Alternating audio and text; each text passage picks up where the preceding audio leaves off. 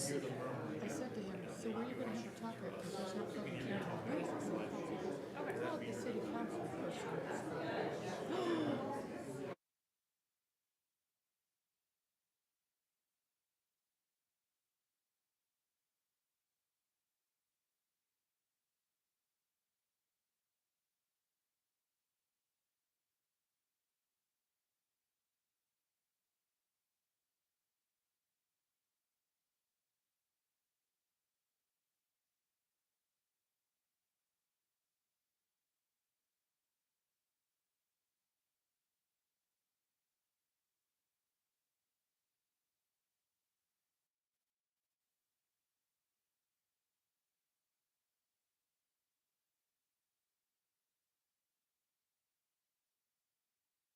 That's the issue. Is this permissible?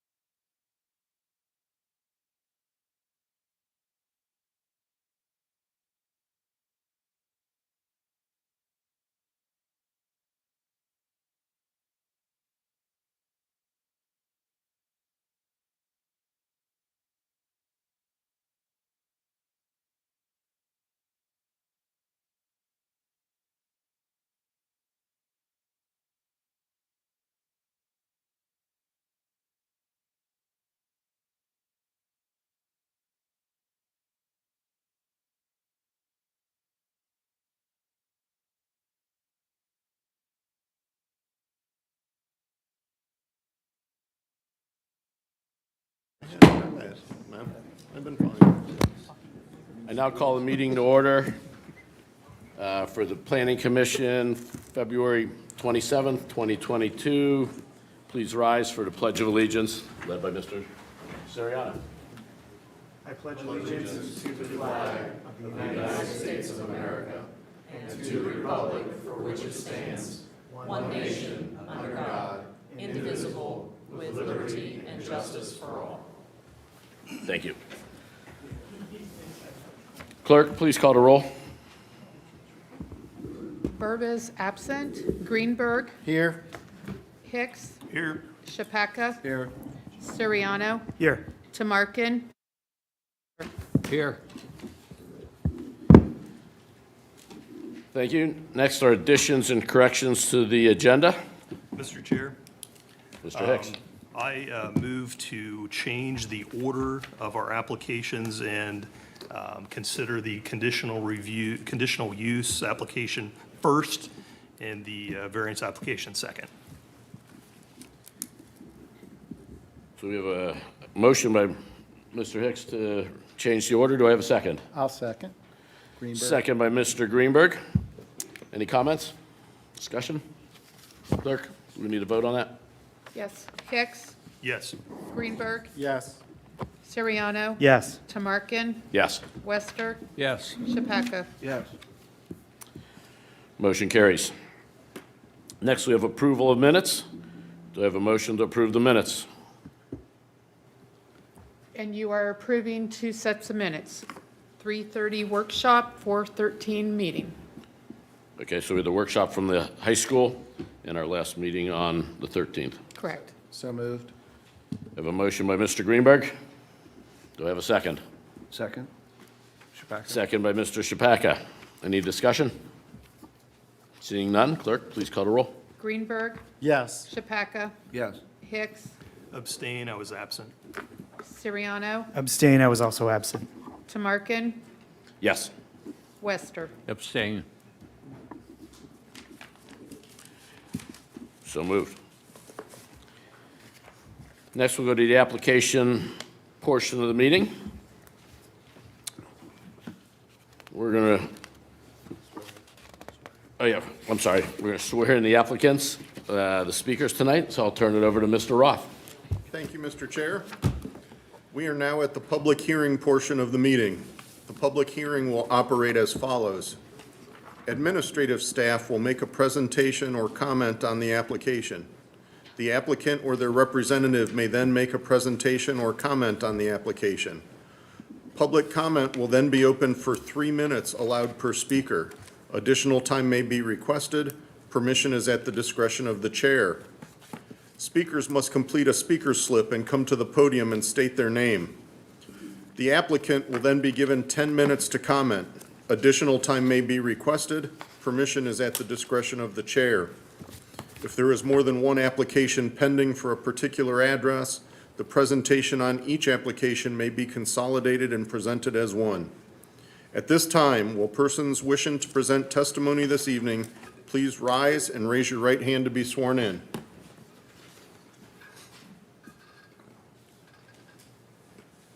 Do you solemnly swear that the testimony you are about to provide will be the truth, the whole truth, and nothing but the truth? If so, state I do. Thank you. Excuse me just a moment, please. I need a point of clarification here. On the vote for the minutes, I had 3 abstains and 3 yeses. City Attorney, Well, I noticed that problem too. do I need to bring them back to the next meeting? Well, I think if we split up the 3:30 and 4:13, we would have enough. Because we didn't have 3 people missing for either of those meetings. Okay. Are we permitted to take another vote on it? I think we should. Mr. Chair, I'll move to approve the Planning Commission workshop minutes from March the 30th. Okay, so we're going to do a separate vote on the school workshop minutes. Okay. So I have a motion by Mr. Hicks, Second. second by Mr. Greenberg. Any discussion? Seeing none, let's do a roll call just on the workshop. Chappaka. Yes. Greenberg. Yes. Hicks. Yes. Siriano. Abstain. Tamarkin, Yes. Wester. Yes. So moved on that one. 5 Yes. votes in favor, 1 abstention, 1 absent. And now let's do the April 13th meeting. And do I have a motion for approve those minutes? I have a- Moved. Mr. Greenberg, Second, Suriano. second by Mr. Suriano. Any discussion on that? So clerk, if we can call roll on those minutes. Greenberg, Yes. Siriano. Yes. Tamarkin, Yes. Wester. Yes. Verba is not here, excuse me. Hicks, Abstain. Shapaka. Yes. Again, so moved. 5, 1 abstention, 1 absent. Thank you. Thank you. All right, now we will move on to the public comment, the public hearing portion of the meeting. We have a variance and a conditional use. I'm going to read them into the record. We have V-0010-2022 to consider a variance application to vary Chapter 1153.03C4, 1163.02A, 1163.08, and 1167.20B2 of the codified ordinance of the City of Gahanna for property located at 4550 North Hamilton Road, parcel ID 025-010-281. Current zoning CC-2, Fine Line Auto Body, John Ani and Glenn Duggar applicants.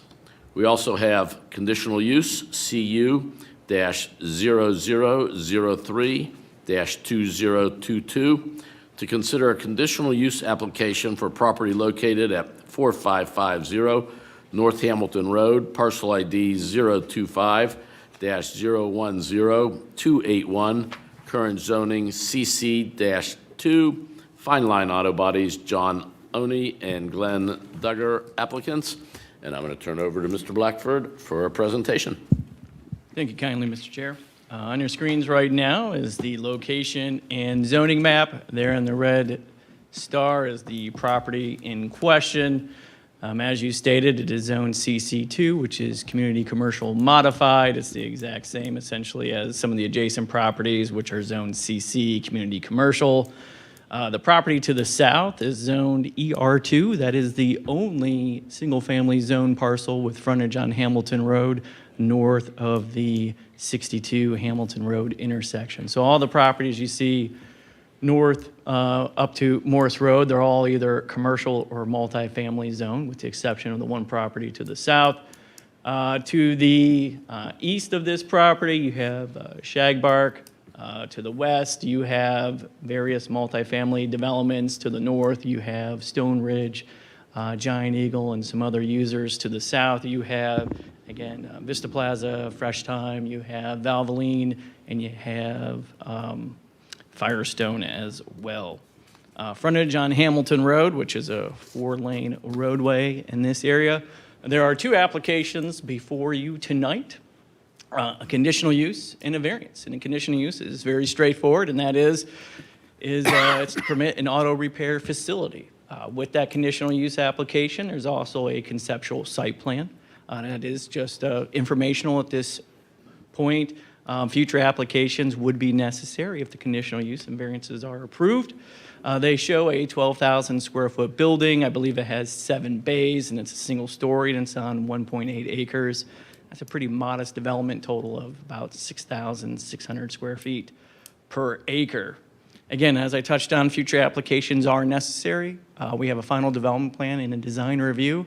Final development plan is what identifies exactly where the parking is, how many parking spaces, what the setbacks are, where the location of the building is. So I know that's in the site plan. There might be some comments related to those tonight, but again, at this stage, it's just informational.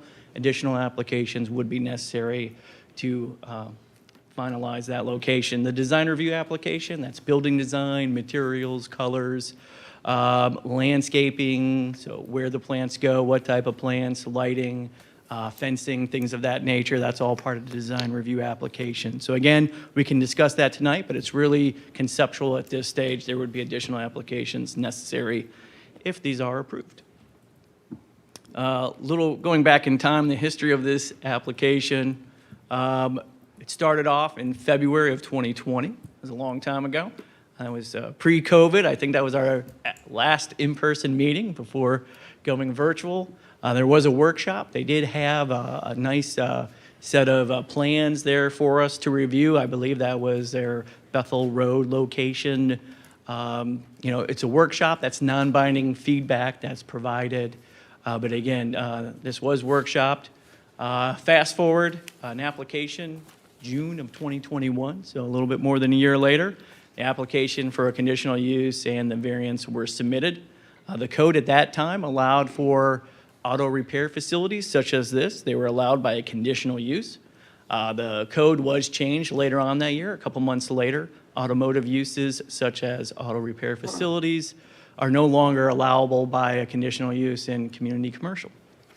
However, they have the right to continue forward based on the rules that are in place at the time of the application. And again, in June of 2021, the code did allow a conditional use for auto repair. So again, they've been moving forward with their application. They're here for you tonight. One of the elements that staff reviews for conditional use requests and rezoning requests, things of that nature, is consistency with our land use plan. The land use plan does call for this area to be mixed use. What does that mean? It means that there are recommended uses and recommended density, intensity development standards. The recommended uses are retail, office, and residential. Now, these are just recommended uses. This particular use, as the applicant's application points out, is not a retail use. The tire shops are actually considered a retail use from a zoning standpoint, but from a zoning standpoint, this is a service use. Now, service uses are going to be found certainly within mixed-use areas, but that is not a use that the land use plan actually calls out as being a recommended use. So it's not prohibited, but it's not one of the recommended uses. It also recommends intensities that are well above, that might seem pretty large to a lot of folks here. 60,000 square feet or more per acre is what really the land use plan was striving for development in these areas. We're at about 6,500 square feet per acre. Now, there's some pros and cons to that, but there was a lot of analysis that went into the land use plan to determine what types of intensities properties should be developed. And less than 7.5% of the city's property is commercial, office, or mixed use.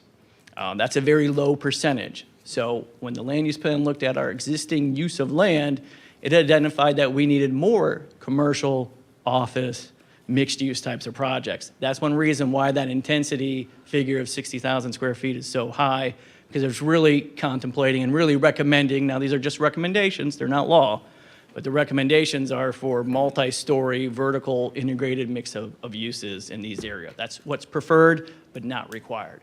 So my job as staff is to look at our land use plan and what those recommendations are and determine if the applications are consistent with that. The zoning code was changed. One of the reasons the zoning code was changed to remove several different automotive-related uses was, again, to align the zoning code more in line with the recommendations of the land use plan. How do you do that? Well, you encourage, retail types of uses, office, medical uses by, eliminating some of those uses that were allowed. Again, the land use plan makes recommendations. It does not mandate a particular decision. It's meant to guide planning commission and staff. Here's the site plan. Now, the applicant, they certainly did an excellent job with their variance and conditional use by providing certainly detailed site plans that would be perfectly submittable for final development plan. I know a lot of the details don't really show up on screen here, but again, just very high level. Here on the left side of the screen, this is west. This is Hamilton Road. Here's their access point. Since this is a conditional use and a variance and as everything's preliminary, we didn't have detailed comments from other departments. But if it matters or not, I can tell you from past conversations about this and the adjacent properties, this will be a right in, right out. Engineering's not going to allow a full access point. There's a median in this area that would prevent a full access. So it's going to be a right in, right out development on this parcel.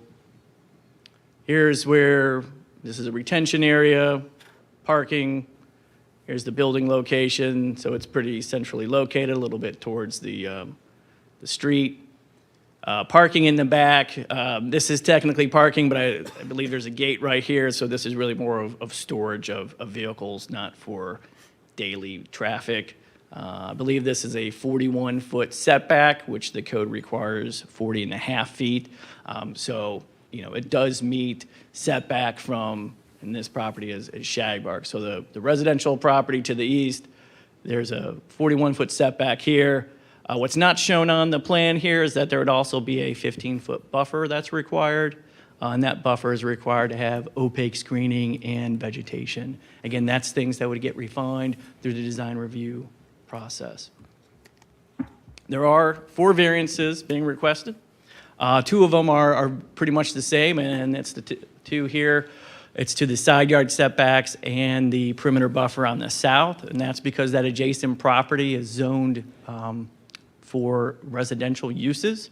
Again, that's the only property in this area of Hamilton Road that's zoned residential. So when this property develops, and if it develops commercially, whether it's an automotive repair facility or an office building, these are the same types of setbacks that have to be provided. It's the same type of buffering. So they're requesting 4 feet along the southern property line. 28 feet is what's required for a setback. Same distance for the buffer, 4 feet, 15 feet would be required. Staff does have concerns. We do object to these 2 variances. Part of the reason why is that, again, you're talking about a 1.8 acre facility or a piece of property, 12,000 square foot facility. There seems like that there would be opportunities to reposition the building, perhaps in the northwest corner of the property, get it closer to Hamilton Road, where it could get away from the adjacent residentially zoned property. So staff does have concerns with those variances. There are 2 other variances. They relate to the parking area to the rear of the site and just to the sheer number of parking spaces. So the code requires 124 parking spaces based off a 12,000 square foot facility, which is quite frankly absolutely obscene and just would be so overparked it would never, I can't imagine any facility of this size ever needing that. From my research, this particular use on a square footage basis requires more parking than any other use in our zoning code. So shopping centers, restaurants, gas stations, high turnover types of places don't require this level of parking. They're providing 61. In staff's opinion, that's more than sufficient. 124 is required, again, based off of the square footage. It's 1 space per 100 square feet, and that's on the gross area of the building. The code also says it could be based on the number of bays, which there's 7 bays, and it's 3 spaces per bay, which would only be 21 spaces, but it's the greater of the 2. So in this case, could have been 21, but it's 124. So again, no objections from staff on that because 124 seems to be excessive. That's sort of the dangers of having parking calculations in zoning codes. They can be wildly inaccurate. And I think one thing that we don't want to see are giant parking lots that are unoccupied and unused. Tend to be unsightly and tough to maintain. The other variance there, again, this is the one to the rear of the property. That would be behind the fencing that they've proposed. It would be to have no landscaping in this area. There's really no objections from staff, and I'll just quickly show the site plan here. And really the reason why here, the area in green, that's the area of the internal parking lot variance.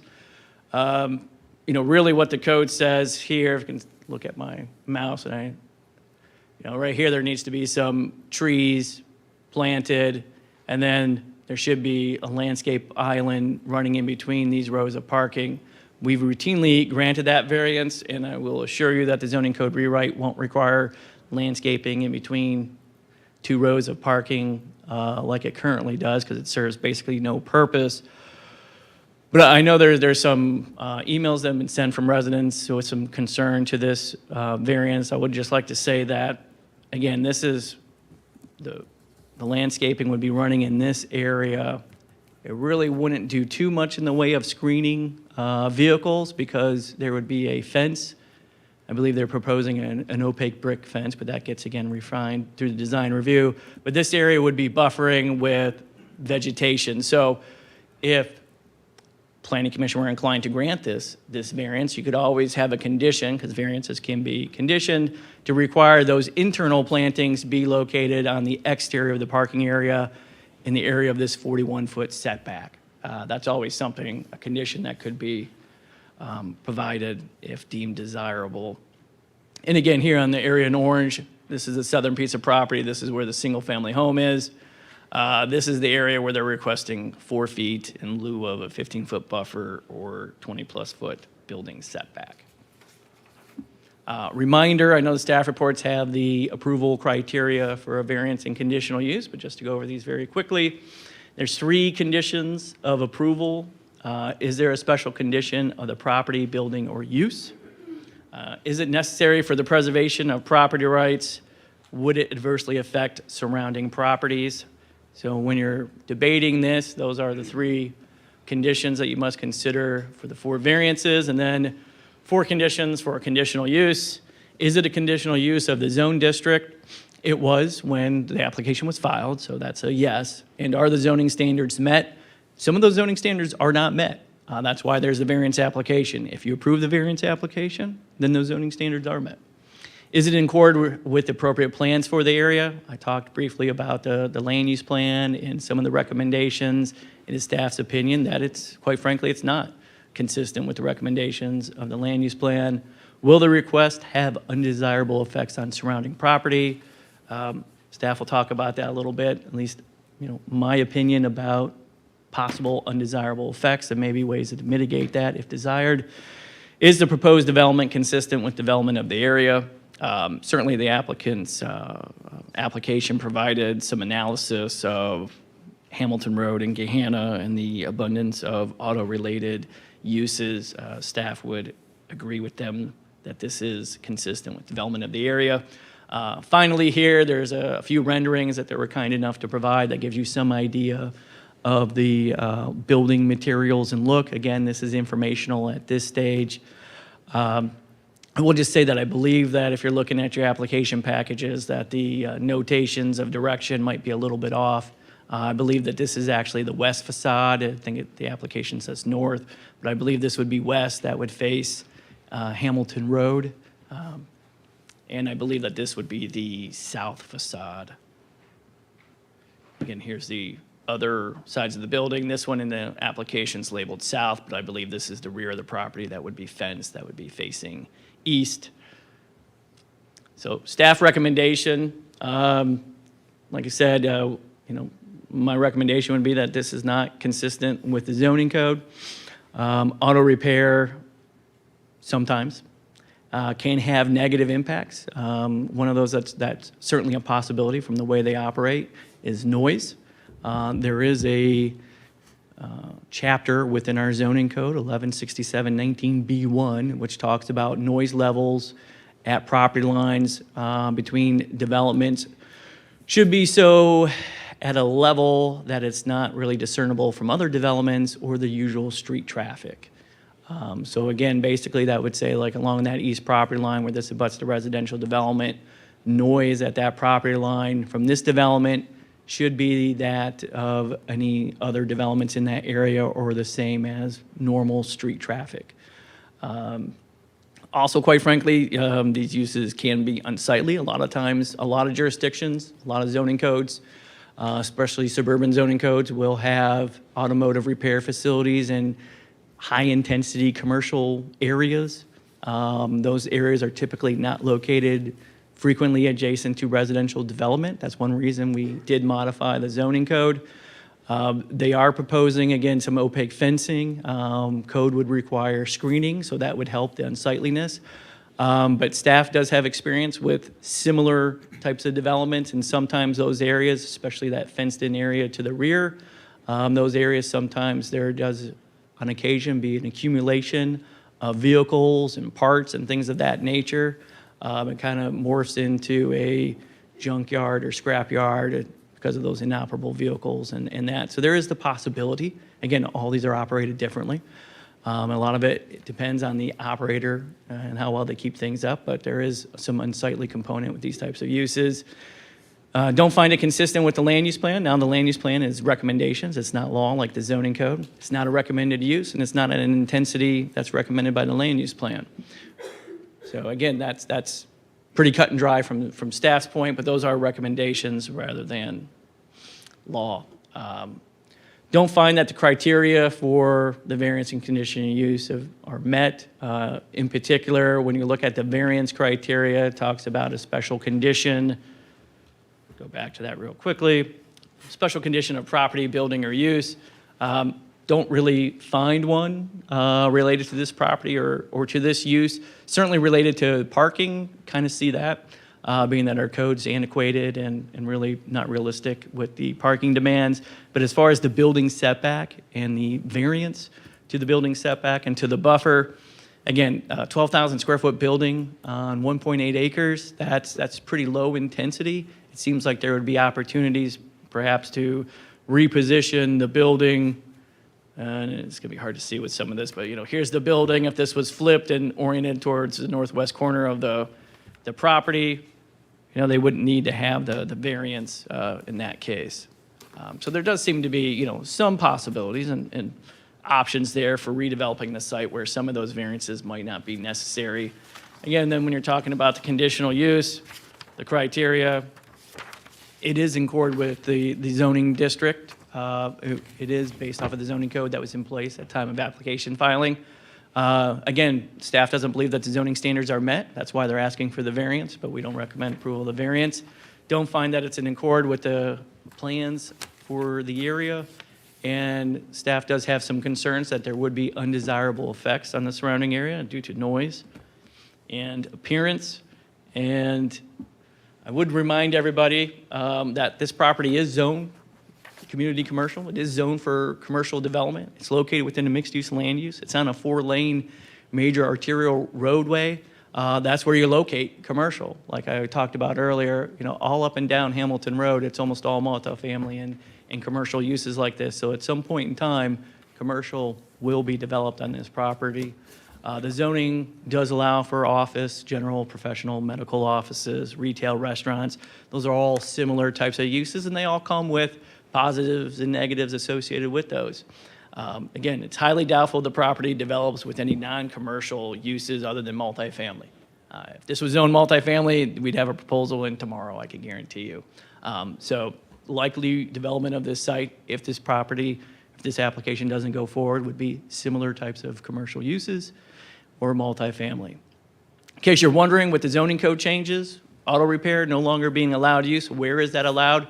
It's allowed in office commerce technology, which is one of our largest geographical areas of zoning. That's south of Taylor Road. Essentially 100% of the city is zoned OCT. And it's also in community service allowed by a conditional use. So there are other zonings where these uses are permitted. If there is an inclination, desire to approve the application, staff would recommend there be conditions. It's up to Planning Commission, obviously, because both the variance and the conditional use, you can either be approved, denied, or approved with conditions. Talked about noise, soundproofing. Some zoning codes require certain uses to be soundproofing. We don't have any specific language on that. I don't know if the building is already planned to be soundproofing, but that might be one tool to mitigate noise. If there is a concern about inoperable vehicles and that kind of morphing into a different type of use and not, concerns with that, you could always require additional screening, a certain type of fencing. You could also say that as part of the conditional use, you're not allowed to have outside parking, or it's very limited. So you have options if desired. And with that, Mr. Chair, I believe that's my last. Yep, I'll be quiet. Thanks. Thank you very much, Mr. Blackford. Appreciate the thoroughness of your presentation. We'll turn it over now. Would the applicant like to speak?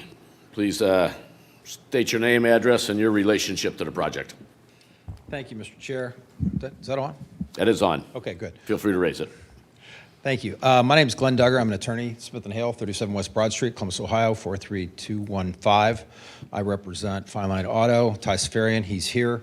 Also with me is John Oney, who's the architect on the project. John prepared many of the materials that are before you today. Mr. Chair, I think the best way for us to deal with this is to address the conditional use first, and if you want us to then roll into the variances, we're happy to do that. But I think that primarily our initial remarks are there. If the board has, if we can't find that this is an appropriate conditional use, then quite frankly, I'm somewhat at a loss as to whether we should explore the variance process here as well. So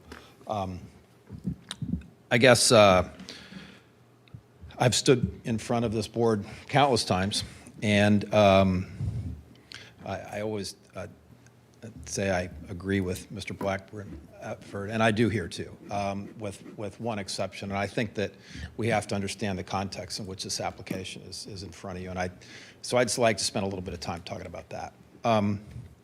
This property was brought to you in February of 2020, and I think Mr. Blackford pointed out that this was the last public hearing before public hearings were held for a while. And that was, I think, March of 2020 is when the pandemic really befell us.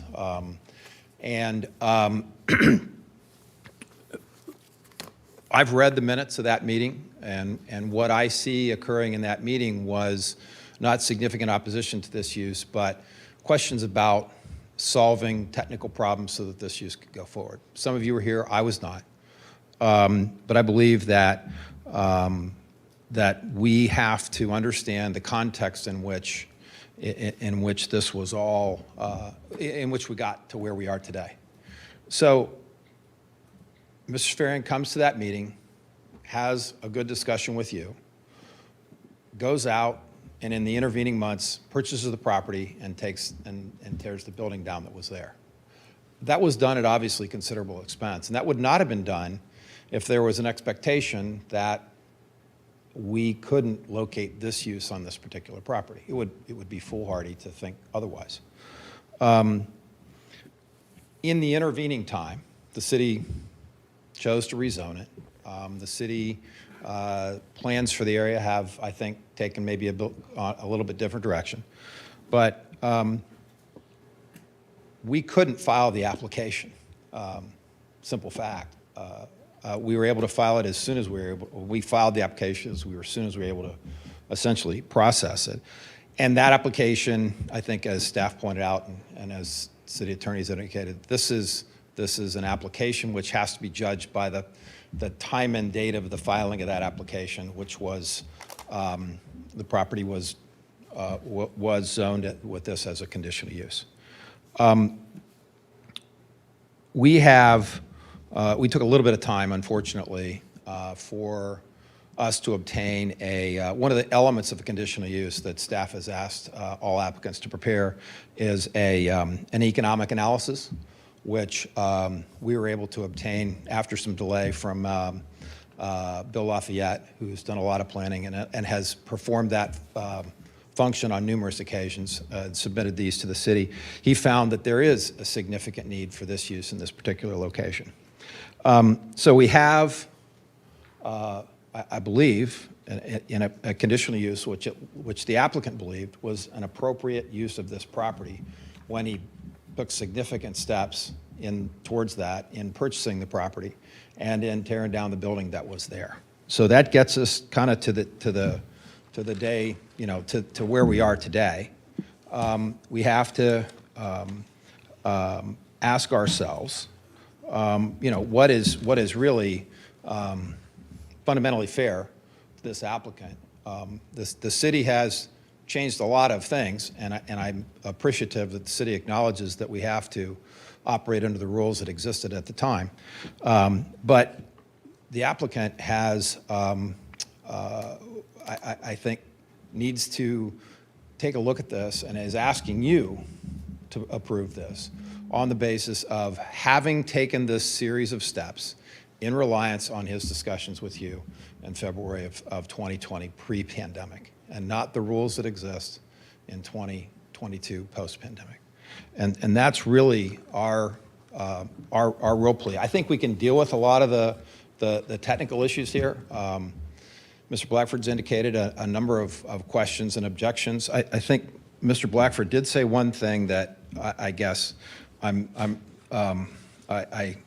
want to nitpick your presentation, Michael, but indicates that this type of use is usually found in high-intensity commercial areas. I believe that North Hamilton Road is about as high-intensive commercial area as Gahanna has. In fact, that's what Mr. Lafayette found. I don't think anybody would say that North Hamilton Road is not a high-intensity commercial area. That's where we put this type of use. And all we are asking you to do is to be fair to Mr. Safarian. He came to you, he showed you what his plans were. There were technical questions about it. Everybody, at least in his mind, felt that those were resolvable.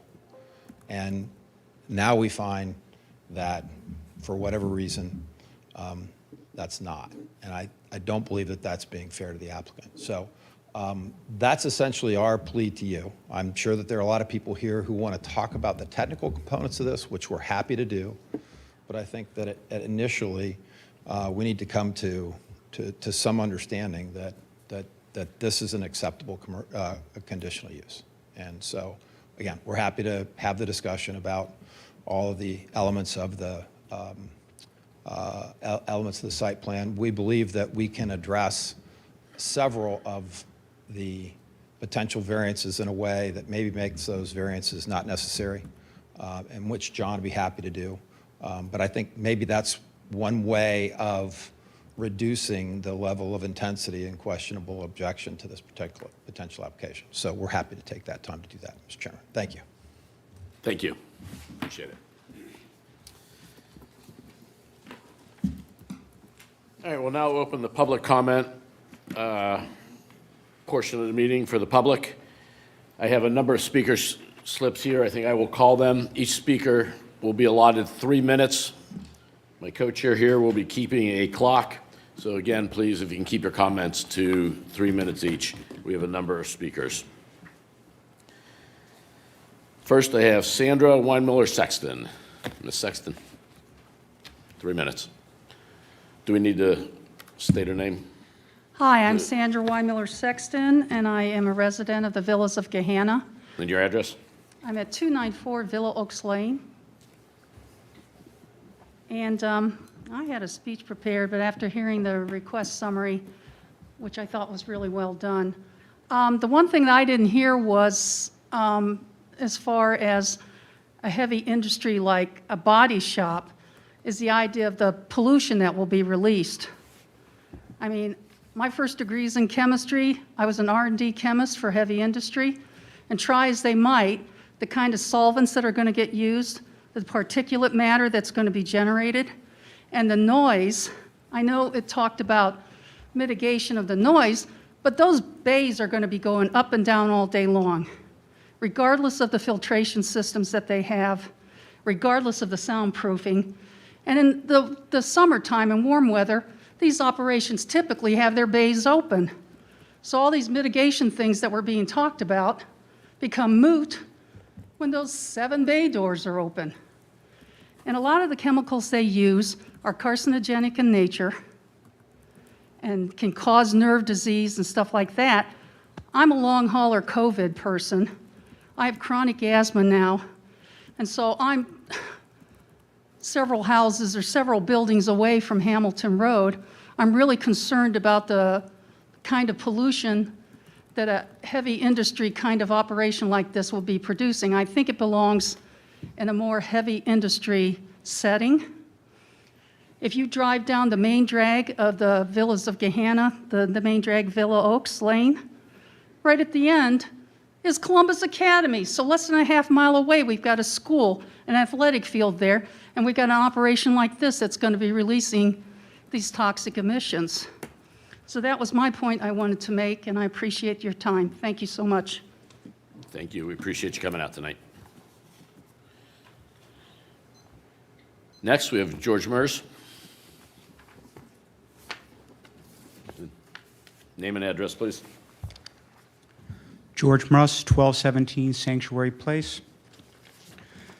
My name is George Russ. My wife Eileen and I have lived at 1217 Sanctuary Place within the woods of Shagbark for almost 16 years. I'd like to thank planning for allowing me the time to speak, the opportunity to address and state my opposition to the proposed Fine Line Auto Body Shop on North Hamilton Road. A few facts about the woods of Shagbark. We are a 118-unit community. We have a real estate value of close to $7 million per acre, or $35 million in aggregate for the 5 acres of this property, making it one of the highest valued residential real estate parcels in the city of Gahanna. Shagbark directly contributes on an annualized basis over $1 million in property taxes, of which $600,000 goes to our schools, the Gahanna Jefferson School District, and or about 45 students. Mind you, at most we have 5 or 6 students within our community at any time, so it's truly a net positive for GJ. Almost $32,000 goes to the city of Gahanna as well. I am opposed to the proposed development because it will reduce the quality of life, the curb appeal, and therefore the value of our community. I would ask that planning deny this application based on the variances, as the proposed development will be injurious to the woods of Shagbark and surrounding residential areas. The parking lot in the back, regardless of the number of spaces, will ultimately resemble an impound lot or a junkyard. God bless you, Tom. Noise pollution, pneumatic hammers, pneumatic drills, and the general noise. The conditional uses will have a deterrent will support the undesirable effects in the surrounding area.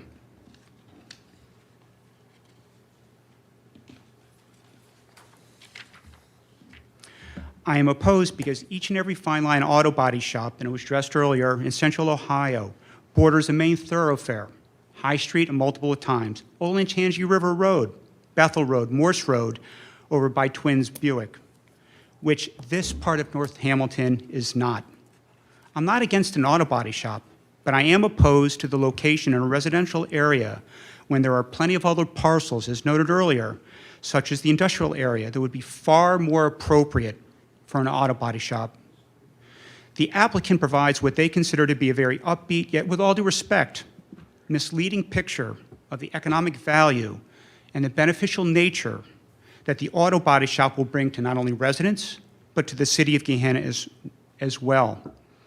Their report fails to take into account or even discuss the collateral impact on the values and quality of life of the surrounding residential properties, including the woods at Shagbark. Lastly, I would ask planning to deny this application, as ultimately this proposed development will be injurious to property and have untold and undesirable effects of the surrounding area. It will materially affect the health and quality of life of those of us that reside next to the proposed development. And it is detrimental to the preservation and enjoyment of our property rights. Before I end, I'd like to ask one question of planning.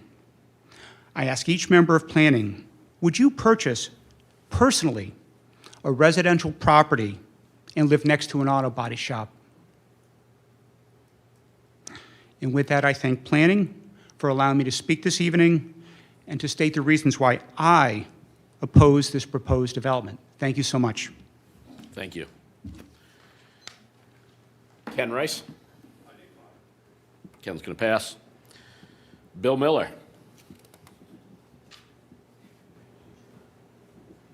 Yeah, I'm Bill Miller. I live at 1198 Sanctuary Place in the woods of Shagbark, and I want to oppose this, both the conditional use and the variance. I'm an architect with almost 50 years' experience, and I'm retired now, but this project concerns me quite a bit. In the first place, as far as the conditional use, Bill Lafayette's study says that 20 people will work at this shop, but of the 30 shops he surveyed, only 3 had more people than that, and most of them had many less. So the economic impact of this is going to be a lot less than people think. Also, he mentions that there's need here. Well, there's 30 shops within a convenient distance, including one that's only a little over a mile away. And the body shop does not meet the desired land use of this generally upscale area. Other people have really already talked to that, so I'm not going to go into that. I'm against the variance with the side yard setback. I think that precludes a lot of options for the future for people. But the rear parking is what I'm really interested in, and I have a few pictures here that I'd like to go through. The site is 3 feet below our the average line, the average line of our complex. And so the fence that you see there is a 6-foot fence. And in effect, it's only 3 feet high because you can look right over it. That's the site that we're talking about. Looking back, several of our people here have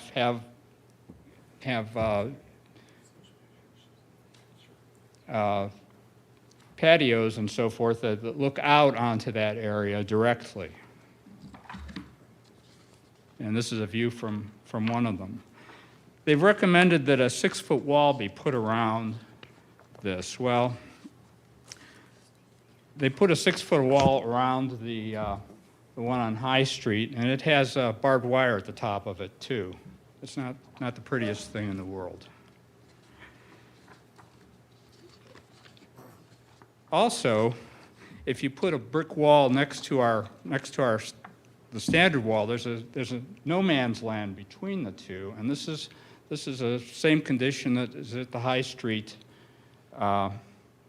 facility that they did. So there's issues about upkeep and general appearance.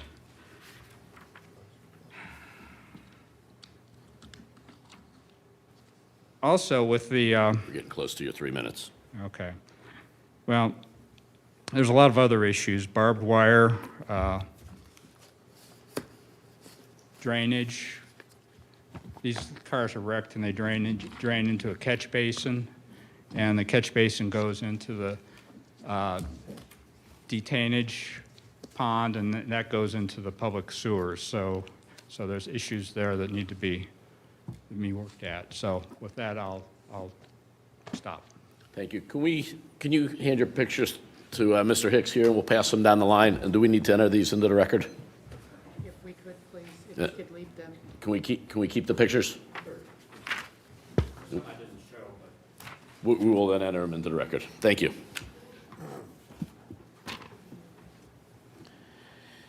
Janice Miller.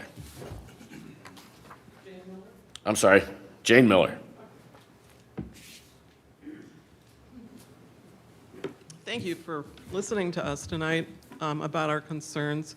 You just heard from my retired architect husband, Bill Miller, who just spoke. And Can we just get your address? Jane Miller, 1198 Sanctuary Place, Woods at Shagbark. Same address as his. After 54 years.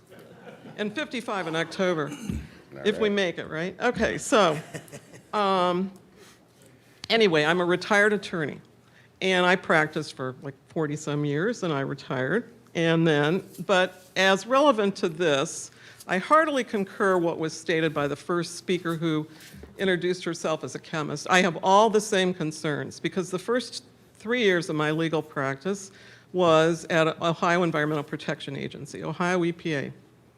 And I will leave with you some regs that I obtained from them, and I also talked to a number of their staff members at Ohio EPA, some of whom I still know that still work there, and I worked there from 76 to 79.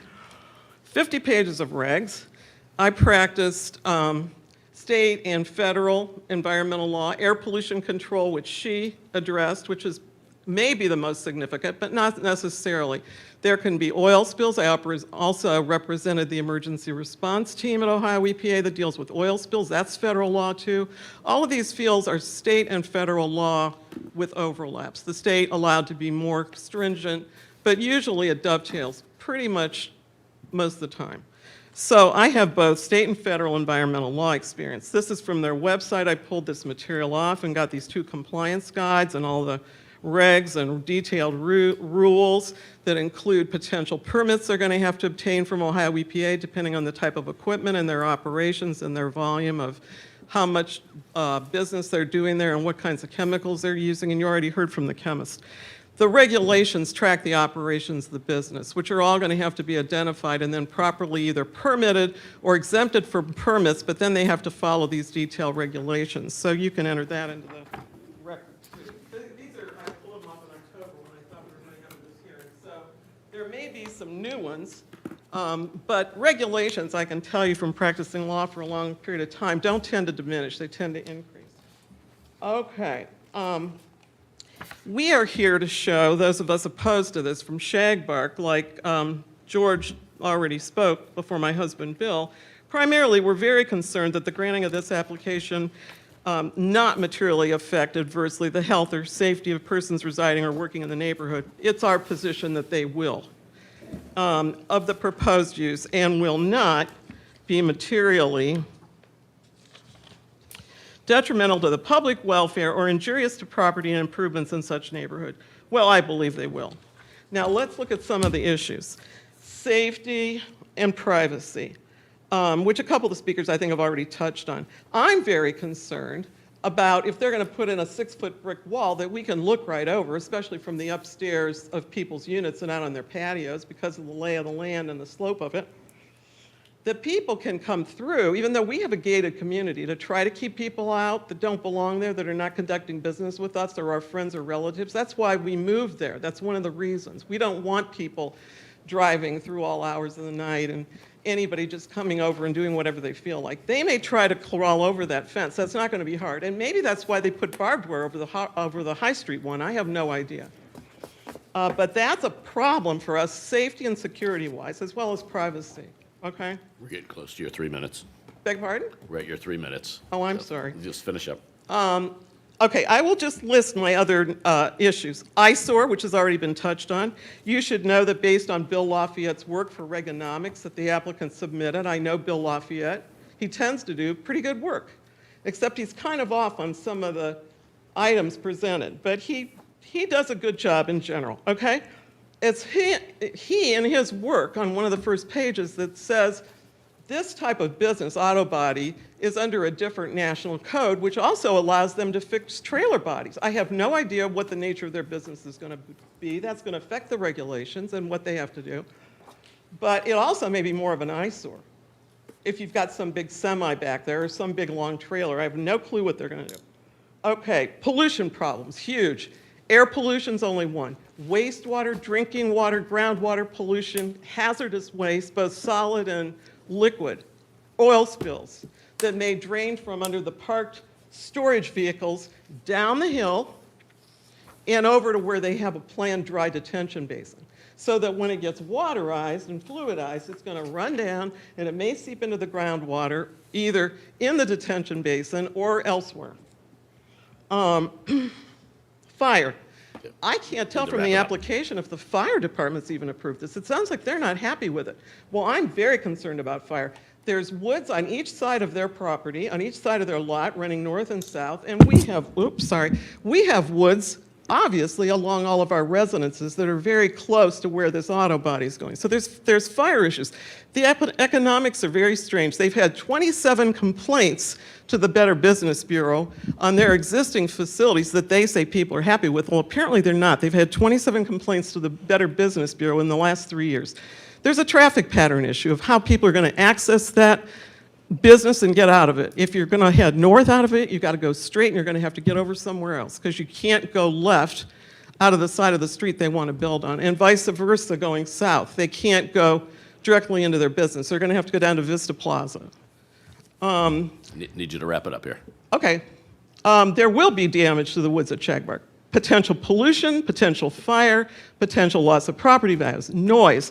There's OSHA requirements on this for the employees, for hazardous chemicals, flammables,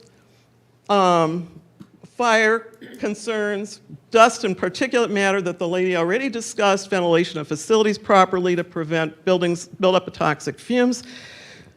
Some of the stuff they may have in there may have asbestos. They are required to have hearing protection and earplugs for their customers, for their employees, OSHA requirements. It's not just the Ohio EPA, it's OSHA too. All right, thank you. We're going to have to cut those. Longer than your time, but Sorry. thank you very much. And we appreciate your due diligence and your research. Do we want to bring these regs that she brought into the record?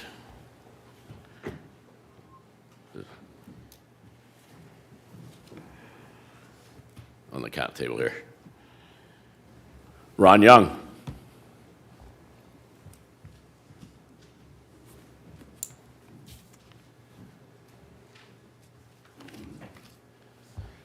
Hello, I'm Ron Young, 1202 Sanctuary Place. I'm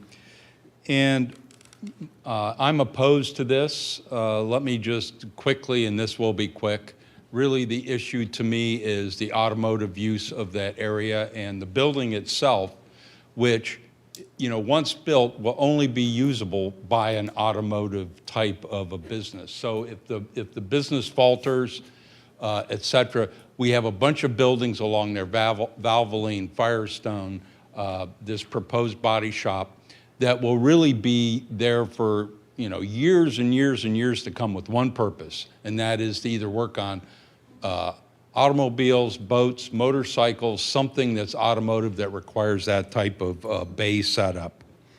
My issue is I'm thinking about it as a Shagbark resident looking out. We have the backs of all of these very unsightly businesses. We sit right at Giant Eagle, which isn't the prettiest thing from the backside. Great store, but not the most attractive thing. So my fear is it will damage the property values, and especially for those people in our community that live right where that fence is, and as it's been noted, can easily look into that vehicle parking area and be looking at it at all times. So again, I'm opposed to a body shop being put in that location, mostly because of the impact upon our community and the aesthetics of that, how that would change the aesthetics. Thank you. Thank you. And our last speaker, Connie Boyce.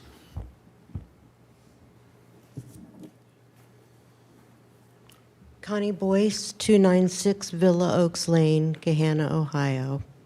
I have nothing against auto body shops. I just honestly do not believe this is the proper place. It would be sandwiched directly between two condominiums. These are our homes. None of us want to live near an auto body shop. The fumes, everything everyone has said here, I concur with. And I hope that you will consider these two condominium projects that I do believe sometimes Gahanna neglects. They forget about us. But we are homeowners. We're happy in Gahanna. We want to stay here. And I know I don't think I will if Fine Line Auto Body moves in. There's an industrial area for that type of business. Thank you for your time.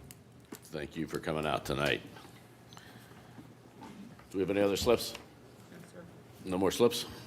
Okay, at this point, would the applicant like to respond? Sure. We've represented Fine Line on a number of these around town, and a lot of these same kind of questions come up. And I think it's in part because of the historic nature of the industry. This is a very heavily regulated industry. I think, as Mrs. Miller pointed out,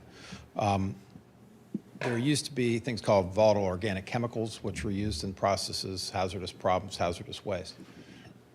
Today, an auto body shop is one of the most heavily regulated service industries out there, number one. Number two is that all of the materials, the paints, and et cetera, are all water-based.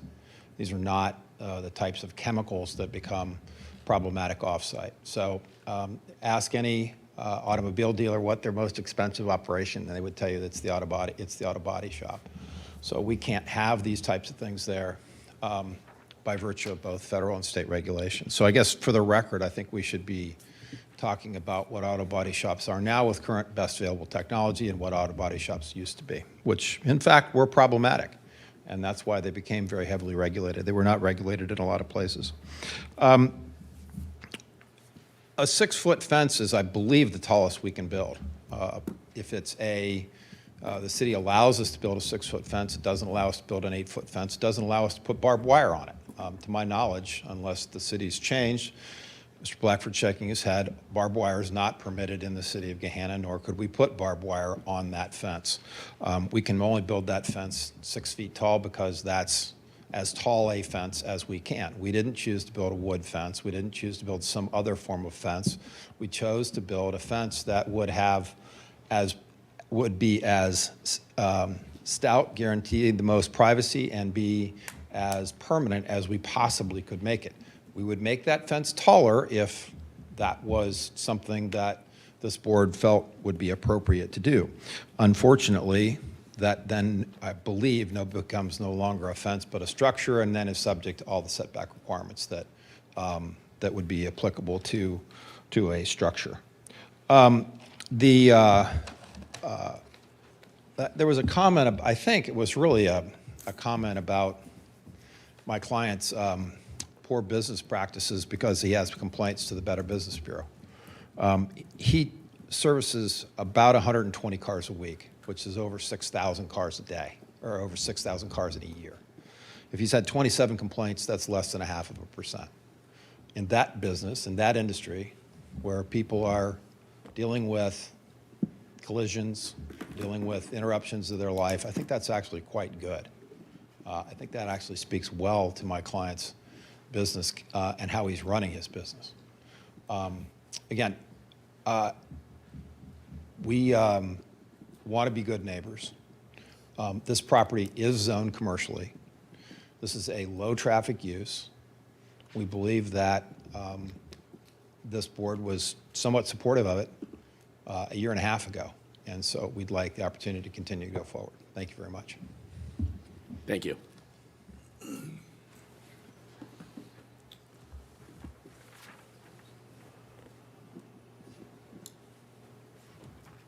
I'd like to also add we have 3 written communications, or 2 written, 1 phone call to the city, which will go into the record and will be added to the public comments that were presented here in person today. With that, we'll close the public portion of the meeting, and we'll now turn it over to questions from the commission. And we will start on my left with Mr. Hicks. Thank you, Mr. Chair. Mr. Duggar, will you allow us to ask questions of Mr. Safarian? Or would you prefer we ask you questions? My initial reaction is depends on what the question is, but no, Fair enough. Mr. Hicks, I don't want to be flippant about it. He's a very capable man. He's perfectly capable of answering whatever question you might ask for him. Sure. Mr. Safarian, were you at the February 2020 meeting? Yes, sir. Because we all were at that meeting as well, and I remember, and the record shows Mr. Dismelyev, but were you also present? Yes, 2 of us was here, yeah. Okay. Yeah, we're here. Actually, I Thank- remember you guys. Yeah, and again, this, That's right. I would have opened this location a long time ago, but it was a COVID hit us, so that's exactly why it took us so long. We're down 80%. Our business is down 80%. how many other locations do you? 8. Okay. And how do you typically source your customers? And I can clarify if that is too ambiguous. So do you rely on drive-by or wayfinding, or like how do you get your customers typically? Well, I mean, obviously, Gahanna doesn't want me to be there. There's no reason for me to be there, actually. I mean, I hear from my neighbors. That's what's more important to me than anything else.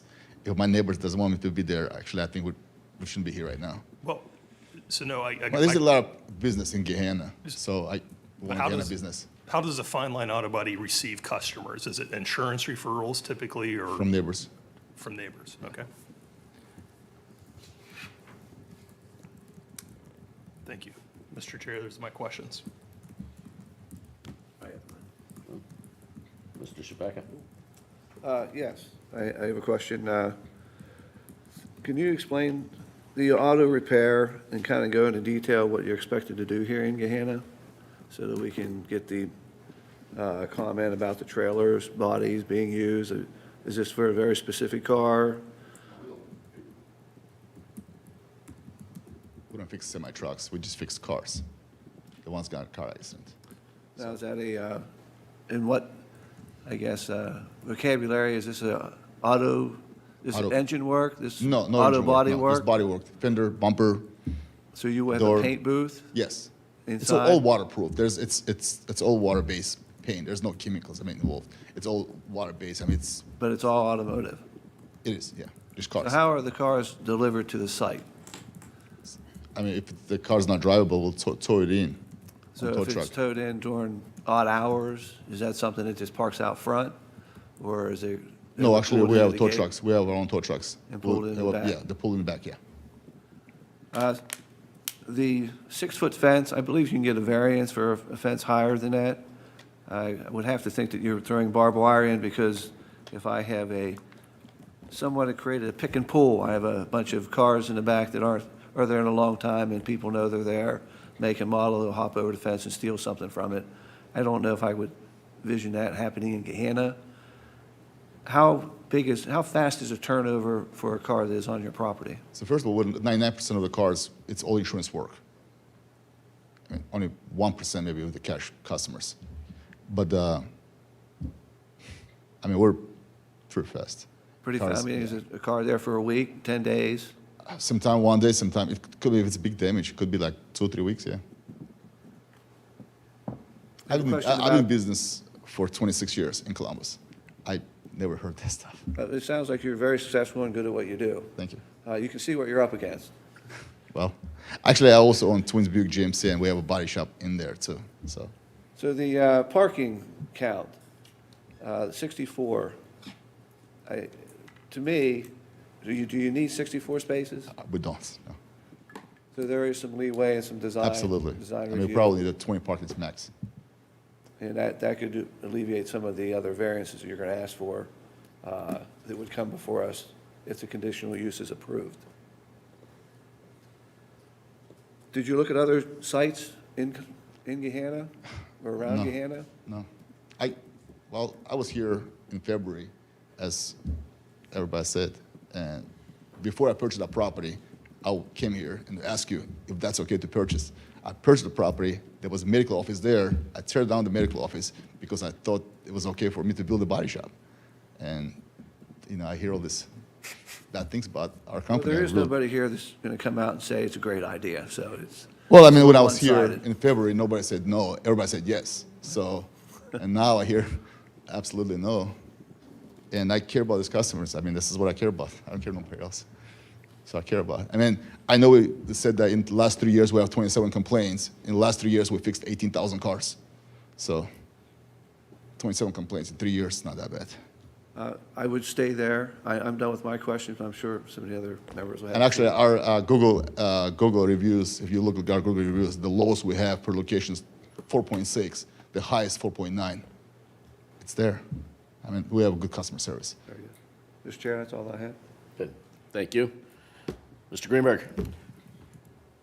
Hi. I have a couple of questions on the environmental aspects. Has EPA ever come in and cited one of your other facilities? Don't think so. Written notice? Absolutely not. So have you been inspected by Yeah, the? we get inspected by, first of all, certified through PPG, and then we have all the stuff for EPA. They would come to inspect us. They won't ask us when to come, they just show up and inspect us, we have never a problem. And do you have environmental permits that are Of course, required you by have to, the yeah. state? Through fire department and then through EPA, yes. And that's for specific emissions? For paint, yeah. It is water paint, but you still have to have all that stuff. Right, okay. And you've never received anything that says, hey, you violated any of No. those? Okay. Where is all the runoff going to go to the dry basin that's going to be planned for out front? So the way the paint booth works is that when the car is inside the paint booth, it goes through 4 filters before it goes out. Okay, So there's a 4 filters there before it goes out. okay. I think that's it on the environmental questions that I have. Mr. Soriano? I actually don't have any questions. Okay. I have a couple questions.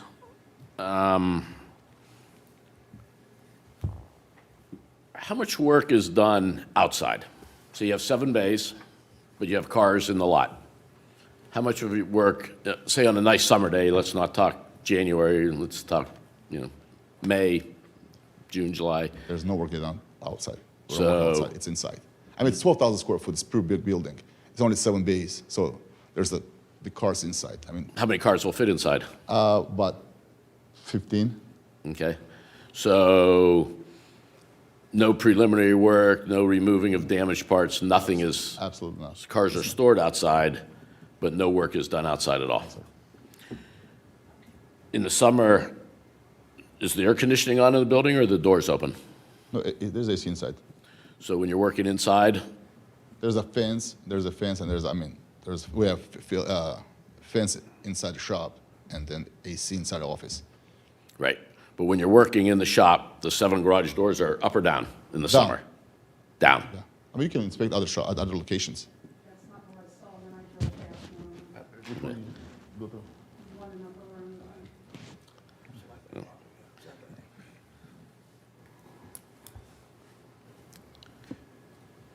Let's talk for a little bit about the white fence that was in the pictures that were spread around is a shagbark fence. The 6-foot fence will not have barbed wire on it. There is the potential to make it higher with a variance. This land that's in between to the east is your land. You propose no landscaping in there. The cursor's kind of covering this rectangle. Is it possible to landscape that, to put trees in there? Absolutely. Is there a reason that it's not landscape? There's no reason not to landscape it, correct? There's no reason. We can do it, yeah. It's not. And right now, there's no natural trees in that area. It's field, I think, correct? Yeah. But the potential is there to landscape that should we require that with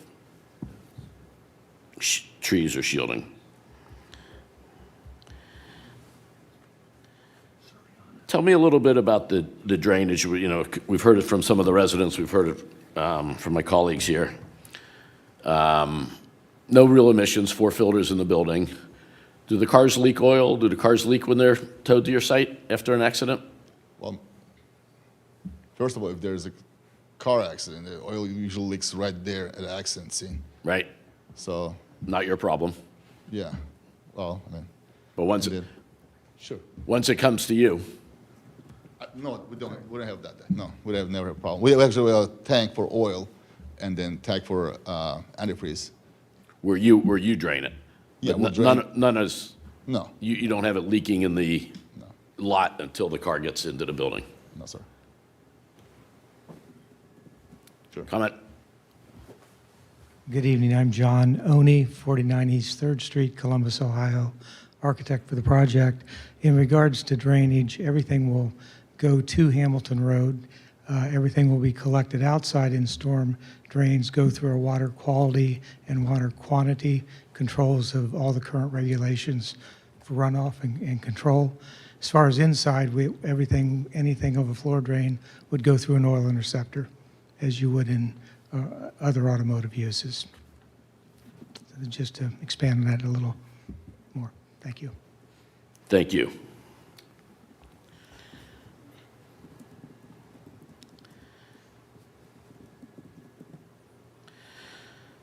Let's talk a quick minute about noise. So one of the regulations was no undue noise, no noise. It was brought up, a lot of equipment, a lot of pneumatic guns. If I'm standing outside your building or if I'm on a patio at one of the home closest to you, what am I going to hear? Nothing? Yeah, just speak into the microphone so that the, Absolutely nothing. There's nothing. I've never heard that question before about noise. What noise can there be in the body shop? I mean, you take a fender out, you put a fender back on. I mean, you fix it. no, Fix a there's, dent. I mean, on dent. What noise can we talk about? I mean, from the property to the closest house, there's 100 feet at least, maybe 200 feet. If you hit the fender with the hammer to fix that fender, what noise we're talking about here? I mean, there's no noise. You take the fender out, you put a fender back on. If there's a dent on the fender or dent on the door, you fix the dent on the door, and that's it. I mean, there's not manufacturing there. We don't manufacture cars. We fix cars. right. But you are using tools and you are using equipment. Tools and equipment do make noise. The question is how much of that noise escapes the building. I mean, why don't you walk around the body shop and see what noise we have? I mean, we never heard that. I mean, on the Bethel Road, we were right next to a hotel. They never said anything. Can I add a question about noise? Go. Has there ever been any measurements of noise? That's a big concern of the residents and getting to the property line and disturbing the neighborhood. Have you ever measured the noise during operations? No. Never done. I'm going to ask Mr. Blackford a question here. Did you make a recommendation about soundproofing if we were to approve this? Sometimes soundproofing is an effective tool at mitigating noise. Some uses have noise. What's offensible or noise depends on who you are and what you're doing and some of those things. So since conditions can be added to conditional uses, if that's a concern, you could require soundproofing of the building, and you could require that the bay doors be closed during business hours and all work's done inside the building. Like I said, that is something that some zoning codes have baked into them for certain uses. That's not in ours. Not in our code, So we no. would have to add that as a condition? Yes, we have it for one other use. We actually added it for kenneling of dogs, doggy daycares and stuff like that. So, again, that's something some zoning codes have for certain uses. Mr. Chairman, We might have Oh, a we'll talk a little bit about the noise and the Okay. architecture. Yes, thank you, and I apologize for my allergies. They're long this year. Yes, a lot of these, we do a lot of automotive dealerships, almost all of them around this area. And in most of the body shops, they're done as pre-engineered buildings. This is all masonry, and all of Ty's buildings we've done are brick masonry walls. They are insulated, which is soundproofing. We've also, his stress has always been to put the 7 bays and the doors of those facing the main street.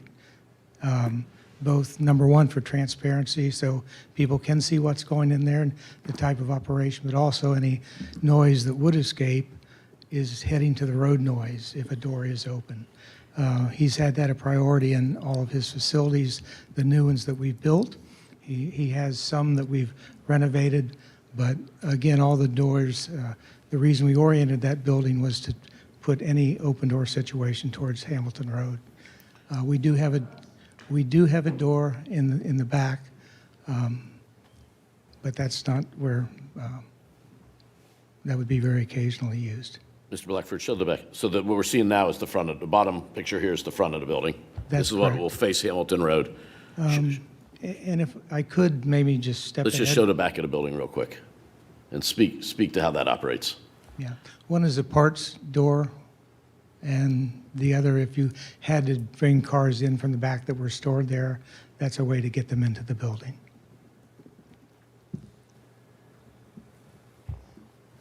I would add, if I could just step ahead for a moment, as far as the variances, in listening to the setbacks on the south property line, we originally did the orientation because that's the preferred way to locate the doors towards the street. We do have a plan here tonight that rotates the building 90 degrees, that, in other words, we could eliminate our request for any variances on the south side. That actually increases our green area 7.6%, so developed over 50% of the site is still green.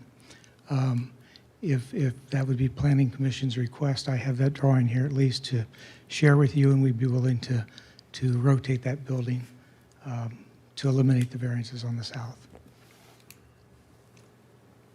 Thank you. Mr. Greenberg. I have a couple more. Go. I don't want to interrupt you if you, okay. So I have a question for Mr. Blackford, having to do with the conditional use, and the requests for a conditional use is approved when the following 4 conditions are met. It's pretty clear.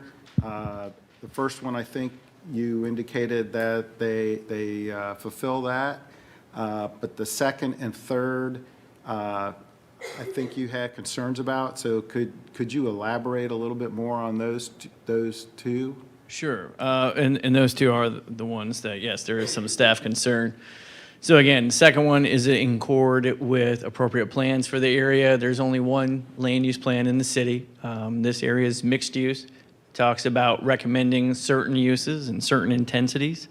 It doesn't require those uses, but it specifically says retail is one of those uses, and it escapes me what the other ones are, but they weren't service uses. And as was talked about, applicant's application very detailed, and they correctly pointed out this is a service use. This is how it's a little bit different than the tire change facilities, because those are retail shop.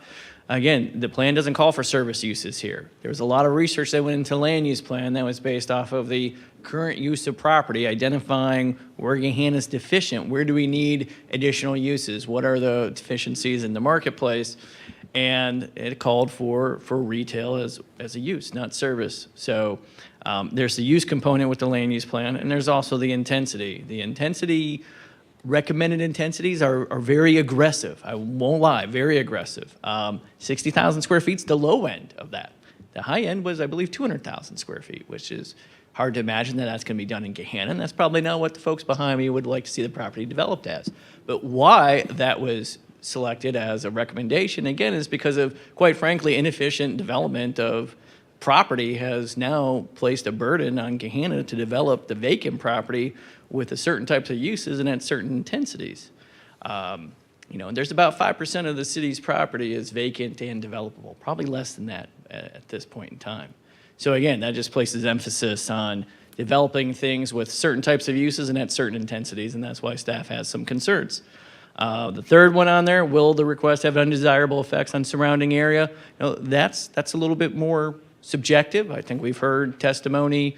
Maybe some of these things are addressed through other agencies, such as environmental. Maybe noise is or isn't an issue. But there's question marks. And usually when staff there's questions around a use, that might be an indication that this isn't the right location for that particular use. If a site plan needs to be conditioned, one, which you guys have the right to do, but honestly, it becomes very difficult for shorthanded staff to do any type of enforcement on a document 5 years from now, 10 years from now. You can't have a bay door up. Well, last Tuesday you had it up for an hour. There's really no policing of that. It gets very difficult. So that's something to consider. Yes, you can add conditions. But again, when staff starts looking at things and starting to anticipate, are there going to be undesirable effects? We think that there could be. Now, there might be ways to mitigate that, but again, when you have question marks, that usually leads you down the path of, conditions or denial rather than approval. So hopefully that elaborates a little bit on staff's thought process. And when I say staff, I do mean myself, so. Thank you. That was a question earlier. Can I clear up something that was mentioned earlier? The zoning has not changed on this property. The land use plan has changed. Well, just to clarify that, the land use plan was in effect prior to the February 2020 workshop. The zoning code was changed, not the zoning of the property, but the allowed uses within the zoning. So there were no changes to the zoning of this property or any other properties in the area. Community commercial in what was called CC2 on the map, community commercial modified. The allowed uses no longer allow some automotive-related uses are no longer allowed as a conditional use. So zoning hasn't changed, but the uses within the zoning has changed. And part of that is because the land use plan was done in 2019. It takes a while to make some of those updates and stuff. So it was sort of related to land use plan. It was also related, I know I said high-intensity commercial. When I say high-intensity commercial, I would say that probably more in what I mean is in the industrial area as far as uses away from residential. Certainly, this is a very heavily trafficked area. No one would dispute that for Gahanna. And from a traffic standpoint, there's a lot of traffic in this area. But when I was talking about high intensity, I wasn't really referring to the amount of vehicles on the roadway or other types of commercial uses. Again, a lot of times zoning codes will say certain uses won't be in close proximity to residential. Sometimes those include auto repair, sometimes they don't. Thank you. Mr. Shapaka. Thank you, Mr. Chair. Mr. Blackford, how high can we build on that property underneath the current zoning? I can't give you a specific because the way the zoning code is written, it refers to John Glenn International Airport. I can tell you that even within the flight path, 200 yards from the runway, it's about 100 feet. So again, 10-story building, we don't have any in Gahanna as far as I know. That could go there and there wouldn't be any issues from the airport. But what exactly that height limit is, I'm not 100% certain. But it would be over 100 feet. Thank you. Yep. Any more questions or comments from the commission? Seeing none, I'll ask for a motion. Mr. Chair, I move to approve item CU-0003-2022. I have a motion by Mr. Hicks. Do I have a second? Second, Shapaka. I have a second by Mr. Shapaka. Any discussion? Absolutely. Mr. Soriano? Yeah, I'll start. I'll apologize for being a little bit long-winded here. I think generally speaking, it was great. Thanks for everybody for coming out and voicing concerns and being a part of the public process. Thanks to the applicant as well. I would just say being a part of this commission for a certain amount of time, and seeing what we're seeing in our city. There's going to be more pressure that's put on our commercial corridors as our city continues to grow. It's just the nature of living in a desirable, economically healthy community. We do have residential plats and communities that are immediately adjacent to commercial corridors. It's the way our city is developed. It's just a reality. And so we are going to have commercial uses along 4-lane commercial thoroughfares, as they should be. Timing notwithstanding, as Mr. Blackford indicated, code was amended to be more consistent with our land use plan. We're very much in the infancy of seeing this through. The development and its effects tend to be pretty slow, just by the nature of building. I was on the land use committee, so I see this particular use as more of a service and less in the spirit of retail or mixed use, as staff indicated. That being said, some mixed use developments, potentially could have a very high intensity, as we were just talking about, right? Whether it's multifamily, whether it's retail center, whatever that might be, it could have a fairly high intensity as compared to an auto body shop. But mixed use also implies that the uses tend to be mutually beneficial. And I see this type of use as relatively insular type of service. It doesn't necessarily benefit from being next to other retail centers or communities like Shagbark, whether it's like foot traffic, walkability, accessibility, those types of things.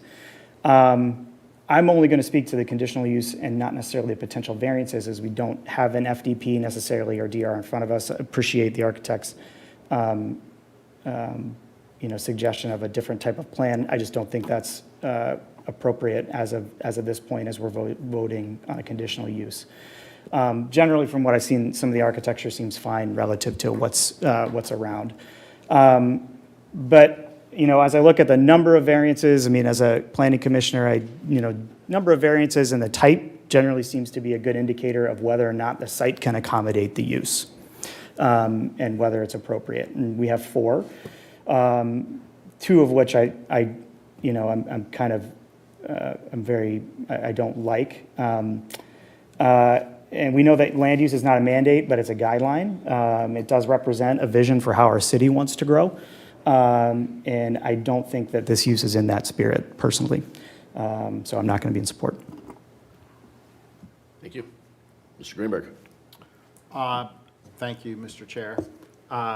I, as well, am very concerned, and especially with the proposed development being in the appropriate plan area, even though the plan is not law. It's important. The city spent a lot of time in developing that plan, and it's important for that to be a guide. And I am concerned about the undesirable effects on the surrounding areas, as we've talked about, and I will also not be in support. Thank you. Mr. Wester. I also will not be supporting this for the concerns that my colleagues iterated just a moment ago.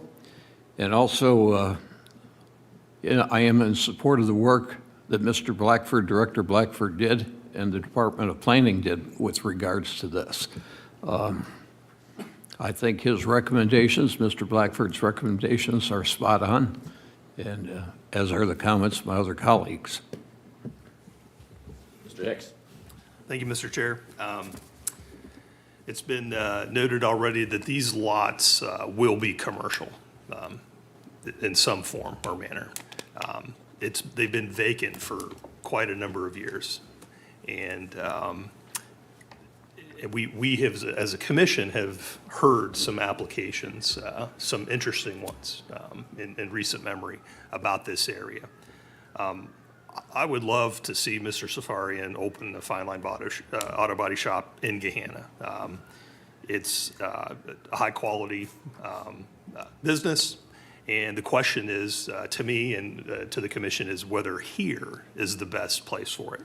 I was driving to lunch with my daughter today for her open lunch at school, teenage daughter, and we happened to drive by the site and going to Raising Cane's, and I happened to mention what we were going to consider here today, and she sang the Fine Line Auto Body song for the commercial. So very well known, very reputable, and I would love to see a facility in Gahanna at some point. We hear on rezoning applications sometimes whether the proposed business is the highest and best use. Now, this is not a rezoning application, but it is something that we need to consider, whether the physical development potential of the area is being met. So as a commissioner, if any one of the following reasons is not met for the conditional use, then it's in our purview to deny, and I will also not be in support of the conditional use application for those reasons. Thank you. Mr. Shabaka. Mr. Chair, thank you. I honestly don't have a problem with the conditional use. And am I going to vote for it? I'm not sure for this site, but the conditional use for the people that are here, he has the right to develop that property as you have a right to keep the value of your property up. Since I have been here in my short tenure, every project that has gone on that property, you have voted against it. Something is going to go in that building. And saying that, or something's going to go on that site. So saying that, I looked at the meeting minutes from when we had met in 2000. And my comment to you was, something's going to go on this site. Right now, you're looking at a one-story building. We can landscape it. He can rotate it, which I wouldn't want to rotate it, because in my mind, having the front doors open and the noise going to the street, you will not feel that impact that I think that you're looking at. We could switch the parking lot around and put the landscaping strips in to give you more landscaping between the two, and you won't have that. So I would be doing you a favor by putting this in there, because what that would do is that divides a big piece of property where a big project can go on if somebody combines them.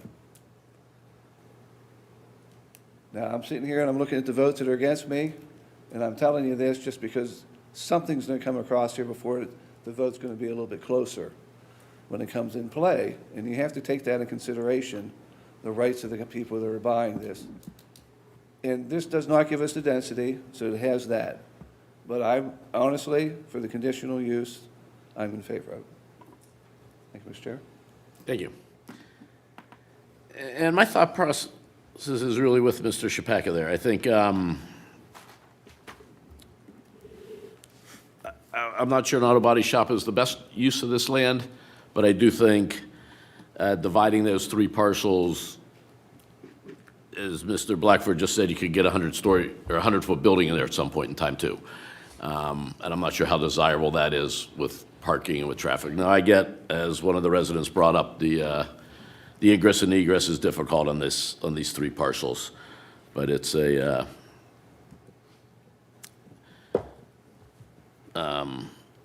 good business. It's a clean business. I understand the view, but I think things can be done to mitigate it. And given the opportunity with taller fencing, with landscaping, with a little review of the building, it might be able to make it work. And with that, we'll open it up for a vote. Hicks, No. Chapaka, Yes. Siriano, No. Tamarkin, Yes. Wester, No. Greenberg. No. Motion fails. Thank you very much. Thank you for your time and your energy, and thank you to the residents for coming out and speaking on behalf here. Do we need to address the variance if the conditional use fails? I think we do not need. Well, I think we should at least address it. We should, That okay. it's a moot issue at this point, and On behalf of the applicant, I'll withdraw the variances.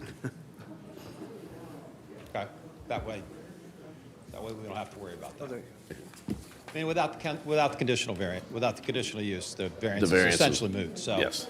if it's okay, Mr. Roth, I would just suggest that we withdraw them. That's what we need. Yeah. We need that in a minute. Okay. That's perfect. Okay? We got that in the minutes. Yeah, just make sure that Variances that's are withdrawn. reflected in the minutes.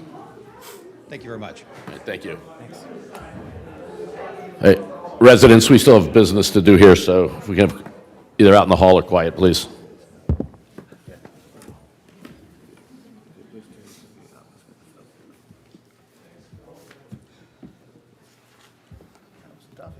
All right, we will now move on to any unfinished business. We have none. We will go to new business. We have none. And we will go to official reports. City Attorney. nothing to report at this time, Mr. Chair. Thank you. Mr. Blackford, Director of Planning. Thank you very much. Put all my energies into this tonight, so I really don't have any other comments, other than I did hear from Zach, who went to Stowe. He started on Monday. He did text me to say he already misses you guys. So he had his first dose of Stowe Planning Commission last night, and it was not what he was used to. So you all are very missed by him right now. So that's all I had tonight. And I Thanks. think he is missed by the city already. Yes. And I did talk about this a little bit beforehand, but just so you all know, he's doing a little bit of part-time work while we try to fill that position. So I might be taking forward some of those variance requests that you've seen him take, but he's still doing some of those reviews and that. So just to give you a What's little. coming down the pike? I really can't answer that as well as I typically can. There's a lot in review. I want to say around 30 different applications in that. This seems to be kind of like the popular time of the year for residential kind of requests. I know that's part of it. The high schools did submit about 2 weeks ago, or almost 2 weeks now, and so that's in staff review. That's a long way off from coming to a hearing. But yeah, I don't know what's on our next agenda, to be honest with you. Thank you. So it might be light. Thank you. And Mr. Blackford, our city council representative. He was on vacation. Yeah, exactly. I was on vacation and still trying to recover, so nothing from me tonight regarding city council. Thank you. While we're on council, Ms. Bauer has asked to have a few minutes of our time to talk about housing. I have reminded her that we have no say nor jurisdiction of who occupies housing, but we do see housing in front of us from time to time, usually multifamily. Yeah, absolutely. Thank you all for having me tonight. And I don't want to take a lot of your time, but I did want to come and say hello. Yes, of course, 3 minutes. I got it. Marissa Bowers, 363 Higley Court. It's, again, great to see you guys. I just also want to commend you and the staff for putting your meetings on YouTube.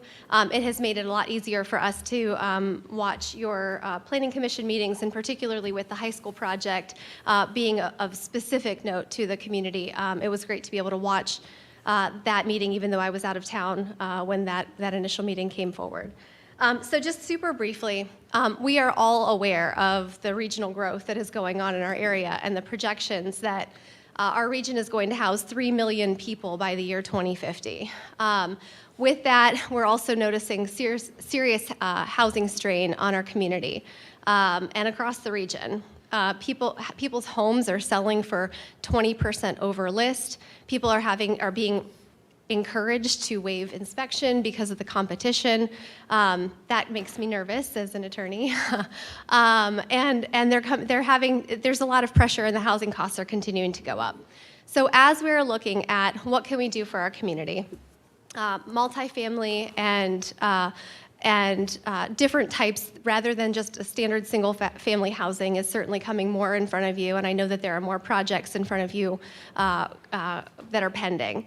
I think I'll speak for myself. I acknowledge that that's a need for our community, and that's something that we need to make sure that we're communicating to our constituents, to our residents, about why this is important, how to do it effectively, how to do it well, et cetera.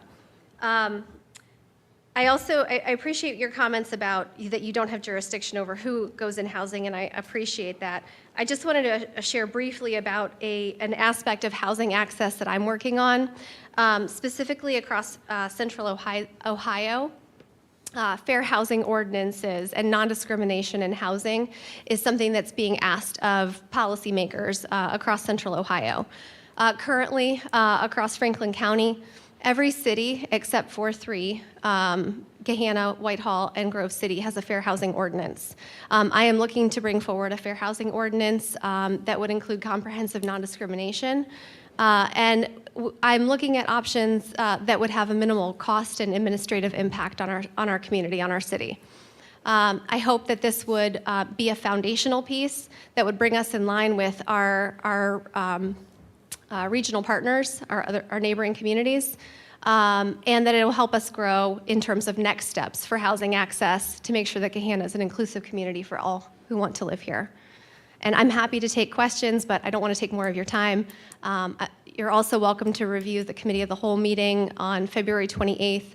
I gave a presentation about fair housing policy and just some updates on what housing discrimination complaints look like across the state. And I followed up this past Monday with some updates on zip code specific data as well.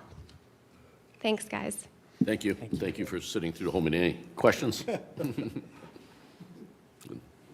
Thank you. Ms. Bauer, thank you very much.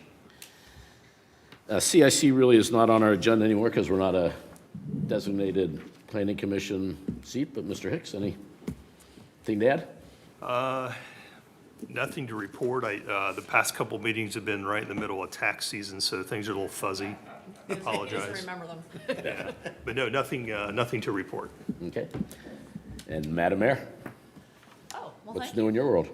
Well, just to let you know, for a date to hold on your calendar, the week of May 9th is National Economic Development Week. Last year, we hosted an economic development event at the Peak at Edison. We will be holding another event this year as well at La Navona. It'll be Thursday, May 12th.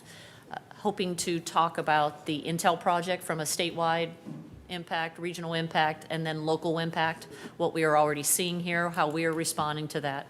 So I know Planning Commission members will be invited to that. If you're interested in attending that, jot that down on your calendar, and invites will be going out. Good. Thank you. Thank you very much. Chair has no comments. We have no correspondence and actions other than the ones for today's agenda item. Any additional comments? Mr. Wester. Yes, I read the minutes for the workshop for the school facility. Can I make a comment on that real quick? And I wish we had, that was brought to our attention. I wish I had read those minutes before the meeting. I had forgot that we did that workshop and did not read the minutes. I did not see any mention of the Ohio School Facilities Commission. That's an Ohio resource for school boards that generally do not have design or construction experience for school facilities. In the late 90s, early aughts, that was under the direction of the state architect, but I think it's been combined now. I also think there could be money available for a school facility if they were engaged in that. I say that only because, again, the minutes did not name that facility or that commission, or even whether or not it was looked into as being a resource for the school board. And I think it's something that should be investigated.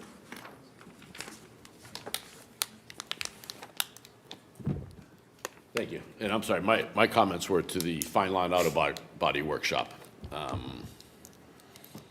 If I would have known about that, I think I would have read the minutes and seen what happened 2 years ago. Give that back. That was the minute. Oh, these were the minutes, okay. I gotta give that back. I decided. Mr. Hicks. Thank you, Mr. Chair. I've been sitting here the whole night wondering what Kelsey did to get punished by being forced to be here. I'm learning to run your technology. Oh. My son doesn't have to be here every night. Okay. And she volunteered. Well, welcome. Glad to see you here. That was my only comment. I mean, to comment about tonight's meeting, again, a little contentious, but I think the commission performed admirably again, not all on the same page even, but still, I think got to the right decision and the right information got out there. So my compliments to the members of the team. Yeah, it was a good discussion. No comment. I'm good. Good, all right. Mr. Chair, if I Yes. could just add, I would like to commend Planning Commission.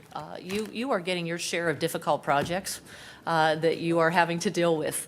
Don't blame me, but I have, going into this evening, we had received some reach outs from some of the residents and emails that I believe were attached to your packets tonight, knowing it would be a challenging meeting, and I had every confidence that you would come prepared, that you would understand the issues, that you would have thoughtful questions to consider, and that your responses, however you decided to vote on this, would be educated and informed. So I just want to thank you very much for how you explained your positions and how you continue to conduct yourselves as a body.